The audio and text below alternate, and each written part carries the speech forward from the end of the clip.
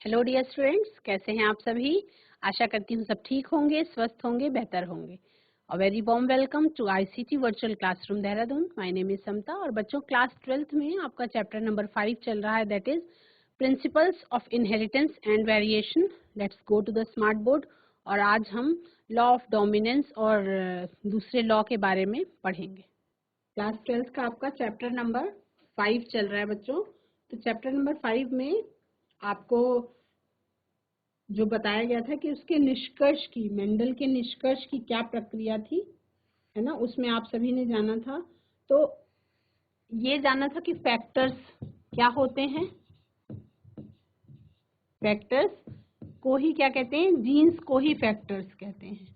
Mendel ने factors, jeans को ही क्या बोला था, फैक्टर्स बोला था। और जीन्स कैसे होते हैं बच्चों, जीन्स जो है वो जोड़े में होते हैं। जीन जोड़े में होते हैं, यानी कि पेयर में होते हैं। जोड़े में होते हैं, यानी कि पेयर में होते हैं। और इसमें एक प्रभावी और एक अप्रभावी, दो तरीके के फैक्टर्स पाए जाते हैं। इसमें एक प्रभावी और जिसको क्या कहते हैं, डोमिनेंट।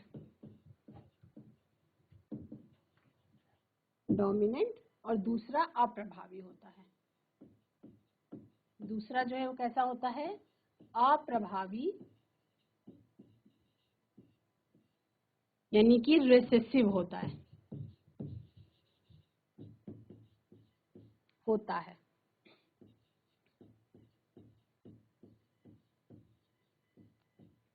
ठीक है। और उसके बाद क्या होता है बच्चों की, जो डोमिनेंट है उस फैक्टर का लक्षण प्रकट होता है और रिसेसिव का लक्षण जो होता है वो छुप जाता है।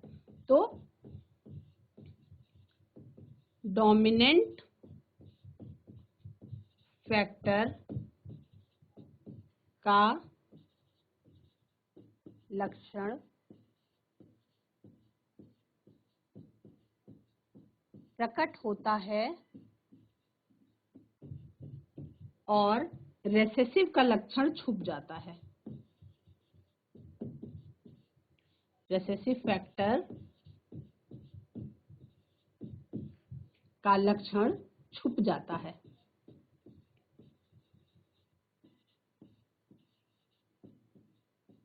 छुप जाता है, ठीक है। तो इसमें फिर क्या आता है बच्चों, एलील्स होते हैं। इसमें क्या होते हैं, एलील्स होते हैं। तो एलील्स क्या होते हैं,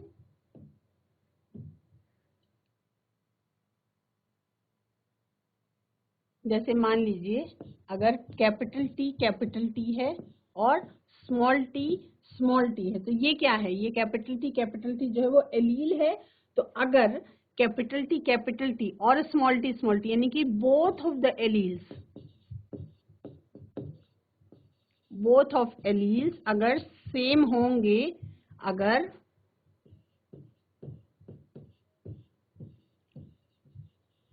एक समान होंगे, सेम होंगे, तो क्या कहलाएंगे ये, अगर ये एक समान होंगे तो ये कहलाएंगे होमोजाइगस। क्या कहलाएंगे, होमोजाइगस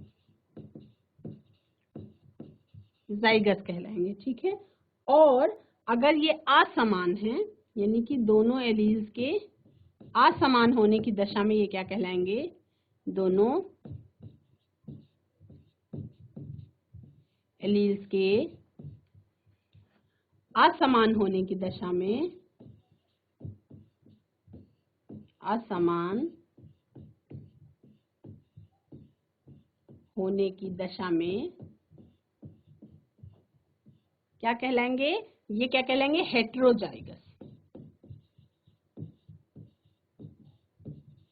हेट्रोजाइगस कहलाएंगे। जैसे कैपिटल टी और यहाँ पे सेकंड जो एलील हो वो स्मॉल टी हो जाए, तो ये क्या है, ये असमान। ये कैसे कहलाएंगे, विषम युग्मनजी। विषम और ये क्या कहलाएंगे? समयुग्मनजी।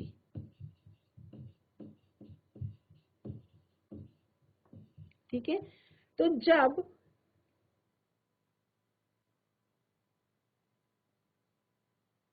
इस प्रकार से बच्चों जब आपका टॉल और डॉट पौधे का जो युग्मक निर्माण है, जब उसको मियोसिस से करते हैं तो किस तरह से हाइब्रिडाइजेशन किसको कहते हैं? अगर टॉल है कैपिटल टी और उसके बाद ड्वार्फ है स्मॉल टी। ठीक है, तो इसमें क्या बनता है? इसमें गेमीट्स जो बने, गेमीट कौन से बने? कैपिटल टी बना इसमें और इसमें बना स्मॉल टी। ठीक है, उसके बाद इसका क्रॉस कराया गया। क्रॉस कराने के बाद जो फ्यूजन के बाद क्या मिला आपको?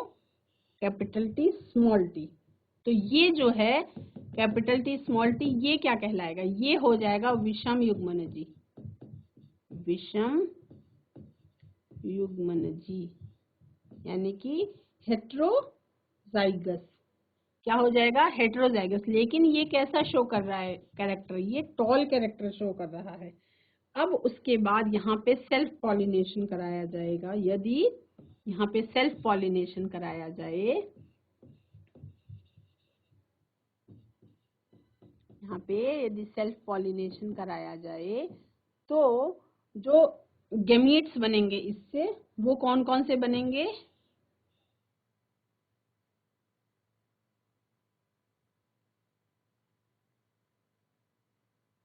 जो गेमीट्स बनेंगे वो कौन कौन से बनेंगे? कैपिटल टी और स्मॉल टी, और यहाँ पे भी बनेगा कैपिटल टी और स्मॉल टी। तो capital T capital T, capital T small T, capital T small T और स्मॉल टी। इस तरह से। अब ये F1 प्लांट था, ये था F1 प्लांट, और ये क्या है? ये है F2, ये है F2 प्लांट। तो इस एक्सपेरिमेंट को क्या कहते हैं? इसी को संकरण का प्रयोग कहते हैं। इसी को संकरण का प्रयोग कहते हैं। तो इसमें जो निषेचन के समय पे दो एलील्स बने, जैसे कैपिटल टी मेल से आया और स्मॉल टी अगर फीमेल से आया, तो संयोजन करके जो युग्मनज बना वो कैसा बना? कैपिटल टी स्मॉल टी बना। ठीक है, और इससे क्या होती है? हाइब्रिड जो है संतति बनती है, तो इससे हेट्रोजाइगस होती है वो, और इसमें एक प्रभावी एलील के लक्षण को वो प्रकट करती है। ठीक है, तो ये कुछ नियम थे मेंडल के। जो कौन कौन से नियम थे? कुछ नियम थे। एक था आपका law of dominance. Law of dominance था, जो ये कह रहा था, लॉ ऑफ डोमिनेंस ये कह रहा था कि एक ही लक्षण जो है वो प्रकट होगा, एलील जो है वो जोड़े में होंगे, और एक डोमिनेंट जो है वो रेसेसिव पे प्रभावी होगा। उसके बाद दूसरा नियम क्या था बच्चों? लॉ ऑफ सेग्रीगेशन का नियम था। लॉ ऑफ सेग्रीगेशन का नियम आपने पढ़ा था। ठीक है, विसंयोजन का नियम।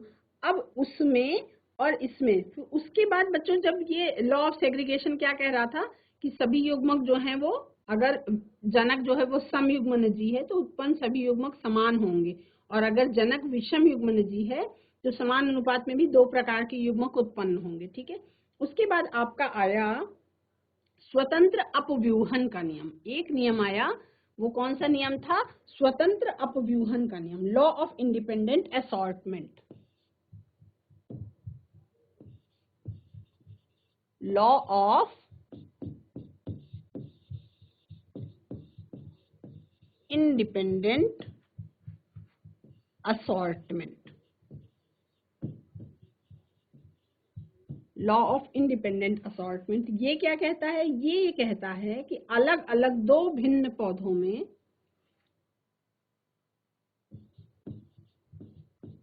अलग अलग दो भिन्न पौधों में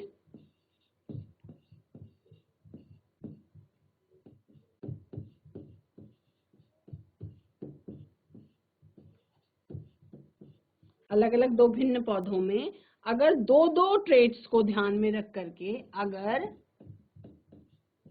दो दो ट्रेट्स को ध्यान में रख के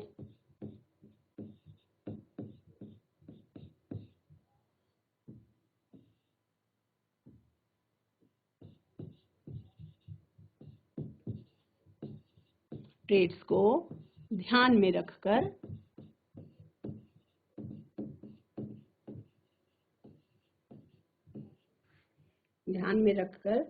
मेंडल ने क्या किया, दूसरा नियम प्रस्तावित किया। ठीक है, तो इसमें जो इससे संकरीकरण हुआ, जब इससे जो हाइब्रिडाइजेशन कराया, संकरीकरण कराया गया, संकरीकरण के बाद मेंडल के स्वतंत्र, फिर क्या हुआ, मेंडल ने एक दूसरा नियम बनाया जिसको क्या कहते हैं, लॉ ऑफ इंडिपेंडेंट असॉर्टमेंट कहते हैं। तो इस नियम के अनुसार क्या होता है, इस नियम के अनुसार जब द्विसंकर क्रॉस या डाई हाइब्रिड क्रॉस, जब द्विसंकर क्रॉस या डाई हाइब्रिड क्रॉस कराते हैं तो क्या होता है, तो किसी एक जोड़े का लक्षण, तो किसी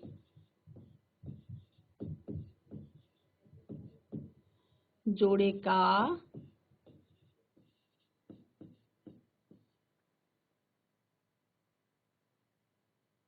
विसंयोजन से स्वतंत्र होता है,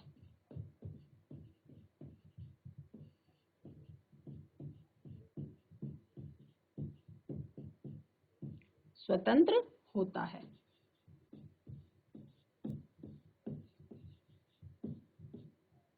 ठीक, when two pair of traits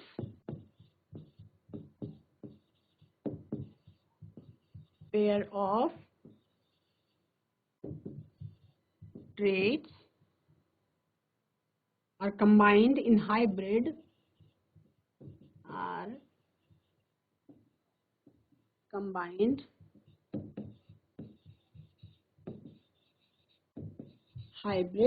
तो क्या होगा, segregation of one pair of character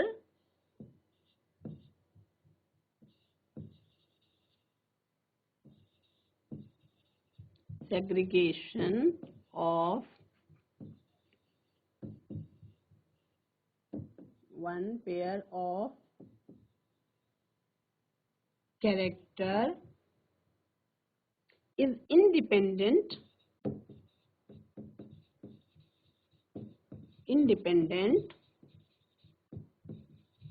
of the other pair of characters.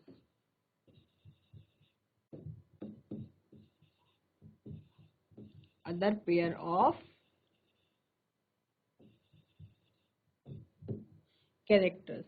ठीक है, तो डाई हाइब्रिड क्रॉस में जब गोल पीला, राउंड येलो और झुर्रीदार हरा इन के बीज से निर्मित जो मटर के पौधों के बीच जब संकरण कराया गया, तो F2 पीढ़ी में जो प्राप्त बीज थे उनका फिनोटाइप क्या आया, गोल पीला, गोल हरा, झुर्रीदार पीला और झुर्रीदार हरा। क्या क्या आया जब इस तरह से क्रॉस कराया गया, तो डाई हाइब्रिड क्रॉस में क्या मिला, डाई हाइब्रिड क्रॉस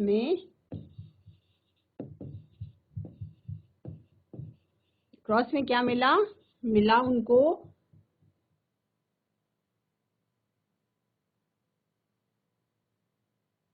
गोल पीला एक कैरेक्टर मिला, तो यानी कि शेप भी आया और कलर भी आया, तो दो लक्षण, दो ट्रेट्स पे डाई हाइब्रिड क्रॉस कराया गया। तो एक तो आया जैसे गोल पीला, उसके बाद आ गया झुर्रीदार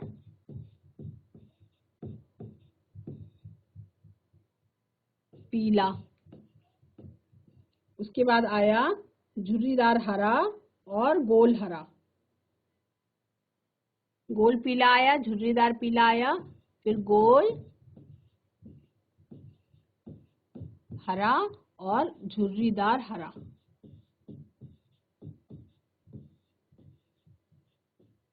तो उसको इन्होंने कैसे शो किया?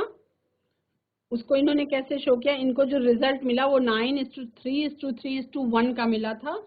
और उन्होंने इसको शो कैसे किया, जो प्रदर्शित हुई, तो इसमें जीनोटिपिक फिनोटिपिक में कैसे शो किया? देखो, राउंड येलो को तो इन्होंने शो किया गोल और पीला, तो राउंड येलो। झुर्रीदार पीला को इन्होंने कैसे शो किया? ठीक है, और उसके बाद गोल हरा को राउंड ग्रीन,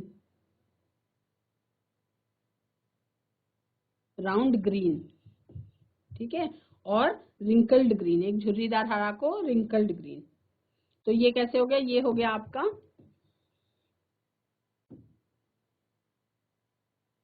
राउंड ग्रीन हुआ RRYY, और उसके बाद रिंकल्ड ग्रीन का हो गया WWRR।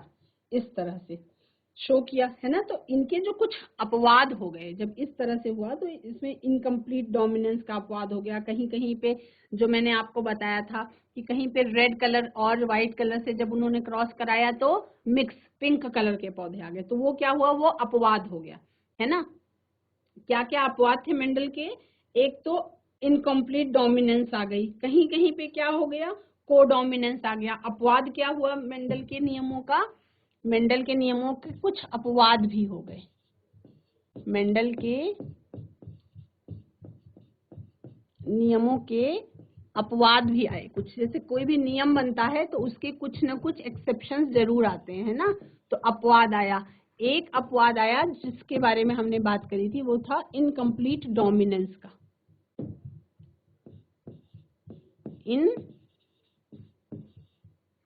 इनकम्प्लीट डोमिनेंस, इसमें क्या हुआ था? इनकम्प्लीट डोमिनेंस में ये हुआ था कि जब रेड और व्हाइट का क्रॉस कराया गया तो पिंक कलर डोमिनेंस जो है, जो डोमिनेंट ट्रेट था उसने पूर्ण रूप से अपना प्रभाव नहीं दिखाया, यानी इनकम्प्लीट रह गया, है ना। एक ये अपवाद आया। उसके बाद कोडोमिनेंस का भी अपवाद आ गया। एक तो कोडोमिनेंस का अपवाद आया जिसमें आपको इनकम्प्लीट डोमिनेंस का अपवाद आया और एक आपका कोडोमिनेंस का अपवाद आया, ठीक है।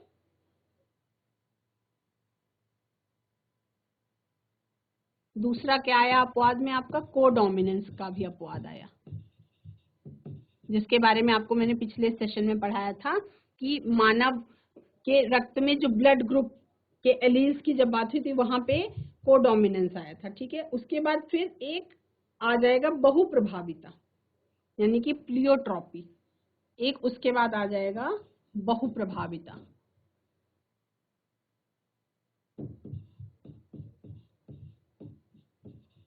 ठीक है। और क्या आएगा फिर? पॉलीजेनिक इनहेरिटेंस के बारे में पढ़ना है आपको। पॉलीजेनिक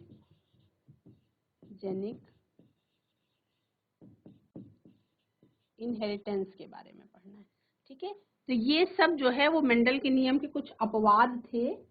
तो इसमें बच्चों आपने देखा कि जो मेंडल के नियम थे, वो नियम, जब कोई भी नियम बनता है तो उसके साथ कुछ ना कुछ अपवाद आता है ना। तो पहले आपने इनहेरिटेंस ऑफ 1 जीन पढ़ा था, उसके बाद आप अब आज पढ़ेंगे इनहेरिटेंस ऑफ 2 जीन, यानी कि 2 लक्षणों, जब इनहेरिटेंस में डाई हाइब्रिड क्रॉस के बारे में पढ़ेंगे। तो आप क्या देख रहे हैं इसमें कि उन्होंने गोल हरे और गोल झुर्रीदार इन दो उस पर एक्सपेरिमेंट किया। तो इन्होंने क्या देखा कि इन डाई हाइब्रिड क्रॉस, जब एक 2 लक्षणों को लेकर के क्रॉस कराया गया तो वी कंसीडर 2 कैरेक्टर्स, 2 कैरेक्टर्स को इन्होंने कंसीडर किया। किसमें? इन्होंने सीड कलर को चुना और सीड शेप को चुना। किसको चुना? सीड कलर को और सीड शेप को, ठीक है। येलो कलर को और राउंड शेप को ये डोमिनेंट था over green colour and wrinkled shape, ठीक है। जो येलो कलर था और राउंड शेप था ये डोमिनेंट था ग्रीन कलर और रिंकल्ड शेप पे, ठीक है। तो उसमें किस तरह से इन्होंने कराया क्रॉस, एक कैपिटल आर और कैपिटल वाई, राउंड और येलो, यानी pure line, round pure line yellow, और उसके बाद रिंकल्ड ग्रीन में स्मॉल आर और स्मॉल वाई। इस कॉम्बिनेशन का जो कमीज बना वो क्या बना, कैपिटल आर और कैपिटल वाई बना, जो गोल और येलो था, और उसके बाद रिंकल्ड ग्रीन बना, यानी कि स्मॉल आर और स्मॉल वाई। ठीक है, लेकिन जब क्रॉस कराया गया तो capital R, capital Y, small Y, ये आया F1 जनरेशन में। तो इस तरह से चौखाना बना। तो कितने ब्लॉक्स बने इसमें, 1 2 3 4 ऊपर में और 4 साइड में, तो 16 बॉक्सेस बने। अब उसको अगर इस तरह से कंबाइन कराया गया तो किस तरह से बना, आर वाई, ठीक, कंबाइन हुआ, कैपिटल आर, कैपिटल वाई, यानी कि राउंड येलो। ठीक है, ये बना यहाँ पे राउंड येलो। उसके बाद यहाँ पे कैपिटल आर, ये से कैपिटल आर आया और कैपिटल वाई है, स्मॉल आर और कैपिटल वाई का, तो capital R, small R, capital Y, ये बना राउंड येलो। देखो, फिनोटिपिकली दे आर सेम, लेकिन जीनोटिपिकली दे आर डिफरेंट। ठीक है, दोनों राउंड येलो हैं, लेकिन जीनोटाइप चेंज हो रहा है और फिनोटाइप सेम है। फिर इस तरीके से संभावना बनी जिसमें कैपिटल आर आया, कैपिटल वाई आया और स्मॉल वाई आया, यानी कि राउंड और येलो ही बना, फिनोटिपिकली सेम है और जीनोटिपिकली चेंज है। उसके बाद कैपिटल आर, स्मॉल आर आया, कैपिटल वाई, स्मॉल वाई आया, यानी कि बीज जो मिले वो राउंड थे और येलो थे, लेकिन फिनोटिपिकली ये सेम थे, जीनोटाइप जो था वो डिफरेंट था। तो इन स्क्वायर्स का यूज जो है वो जीनोटाइप फिनोटाइप के नंबर्स का, उसका क्या प्रोपोर्शन था वो ही जानने के लिए यूज हो रहा था। तो इसके बाद सेकंड चौखाने में capital R, small R, capital Y, ये एक संभावना बनी जहां पर बीज कैसे थे, राउंड और येलो थे।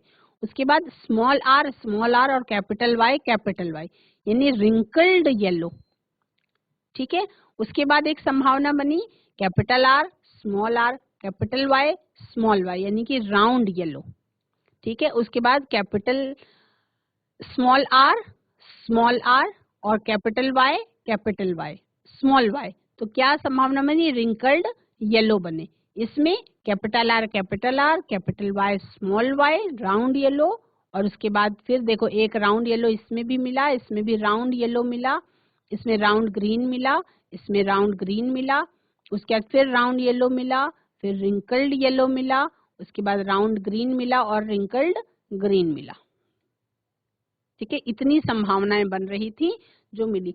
इसमें फिनोटिपिक रेशियो क्या मिला, 9:3:1 का रेशियो मिला फिनोटिपिक, यानी कि 9 इसमें राउंड येलो थे। राउंड येलो कितने पाए गए, राउंड येलो थे 9, राउंड ग्रीन थे 3, रिंकल्ड येलो थे 3 और रिंकल्ड ग्रीन था 1। 9:3:1 का रेशियो मिला। ठीक है, तो अब इसके आधार पे मेंडल ने एक और नियम लगाया। वो नियम क्या था, लॉ ऑफ इंडिपेंडेंट असॉर्टमेंट। कौन सा लॉ लगाया, लॉ ऑफ इंडिपेंडेंट असॉर्टमेंट, स्वतंत्र अपव्यूहन का नियम। ये नियम क्या कहता है, स्वतंत्र अपव्यूहन का नियम, ये नियम ये कहता है कि when two pairs of traits are combined in a hybrid, one pair of characters segregate independent of the other pair of characters, जो कि अभी मैंने आपको बताया। ठीक है, जो मैंने अभी आपको बताया कि when two pairs of traits are combined in a hybrid, जब संकरण होगा तो दो पेयर्स का जब क्रॉस कराया गया, one pair of characters segregates independent of the other pair of character।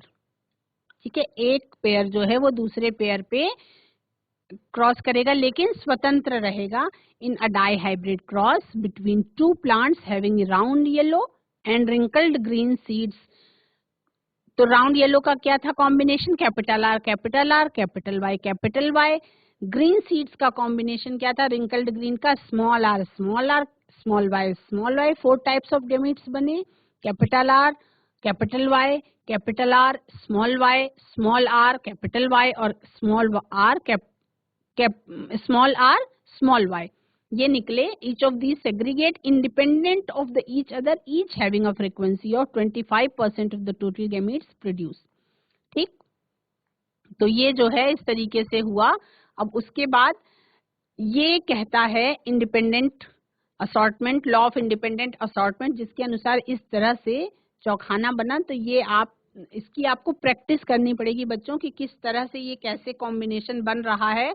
इसकी जब आप कई बार प्रैक्टिस करेंगे घर में तो आपको आ जाएगा. बच्चों आज की क्लास में आप सभी ने लॉ ऑफ इंडिपेंडेंट असॉर्टमेंट देखा और ये देखा कि इनकम्प्लीट डोमिनेंस और को डोमिनेंस के रूप में मेंडल के नियमों के कुछ अपवाद भी सामने आए. आज की क्लास में इतना ही. अगली क्लास में हम फिर इसी चैप्टर को कंटिन्यू करेंगे. That's all for today. Have a nice day. Thank you.